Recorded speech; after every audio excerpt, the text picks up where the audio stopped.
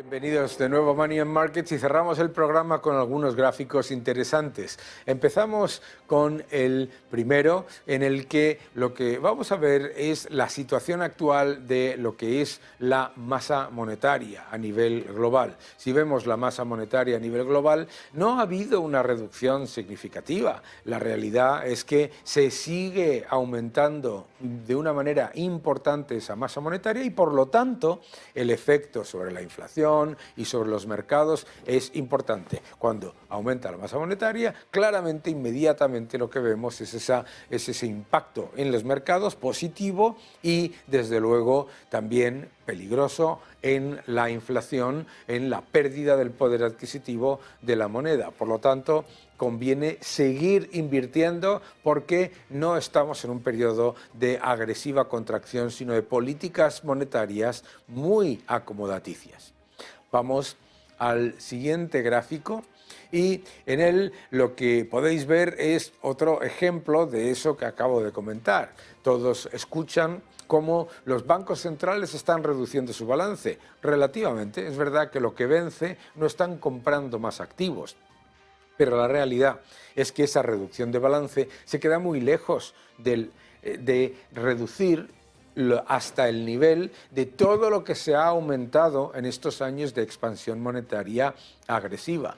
Los balances de los bancos centrales no solamente siguen muy por encima de los niveles normales de una política restrictiva, sino de los niveles normales de una economía en crecimiento y que no está en crisis. Es decir, el aumento brutal de 2008 a 2018, que aumentó todavía más en el año 2020, lo que ha generado es un gravísimo problema porque además es un incentivo perverso. Cuantos más bonos de los estados compran los bancos centrales, más se endeudan. No es que sea una política que ayude a reducir los desequilibrios, sino que lo que hace es que justifica los desequilibrios de los estados y por lo tanto disfraza el riesgo. Mucho cuidado con eso. Es verdad que han bajado un poco los balances de los bancos centrales, pero muy lejos de bajar a lo que se podría llamar de verdad normalización monetaria. Vamos al siguiente gráfico y aquí lo que vemos es exactamente eso. Comentábamos en el editorial, política monetaria, política fiscal son dos caras de la misma moneda. Política monetaria, política fiscal. Los bancos centrales no imprimen moneda comprando bonos de los estados por casualidad o porque tengan ganas de hacerlo, sino porque el déficit, ojo a esta cifra, el déficit en el caso de Estados Unidos vuelve a dispararse. Oh, es una economía que va muy bien. Los ingresos caen, aumentan los gastos. Mucho cuidado con ese déficit. Y hablábamos, política monetaria, política fiscal, dos caras de la misma moneda. Fijaos en este gráfico.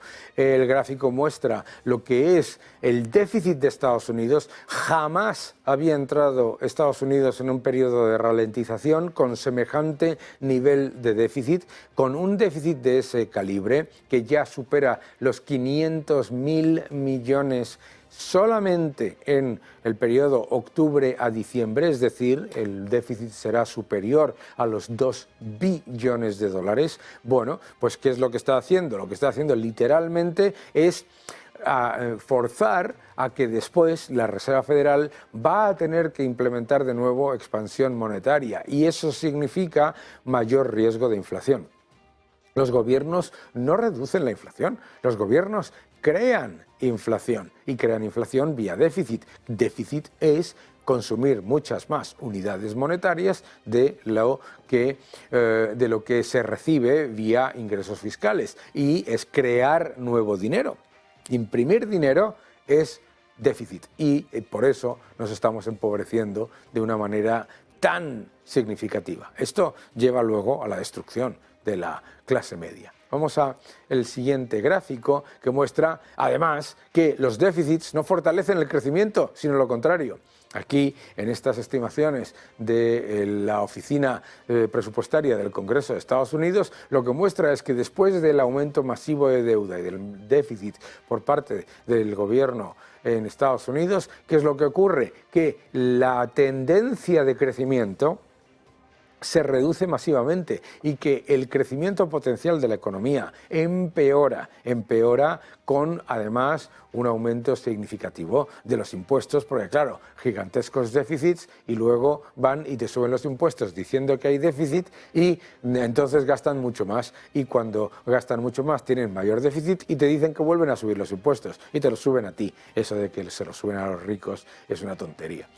Y vamos al último gráfico de la semana, que es el que muestra precisamente ese empeoramiento en Estados Unidos, el agujero fiscal de Estados Unidos, que lleva a que en el año 2050 las estimaciones de la Oficina de Presupuestario del Congreso esperan que en el año 2050 cada norteamericano deba más de $1 millón, es decir, $500,000 en términos reales según sus estimaciones de inflación. Mucho mayor déficit, mucha mayor deuda, todo además generado por muchos mayores gastos. El déficit siempre es un problema de exceso de gasto, no es un problema que se solucione vía ingresos. Han subido los impuestos y han aumentado el déficit. Muchísimas gracias a todos por seguirnos, muchas gracias por uniros de nuevo al programa Money and Markets, y la semana que viene más. Seguid defendiendo la libertad.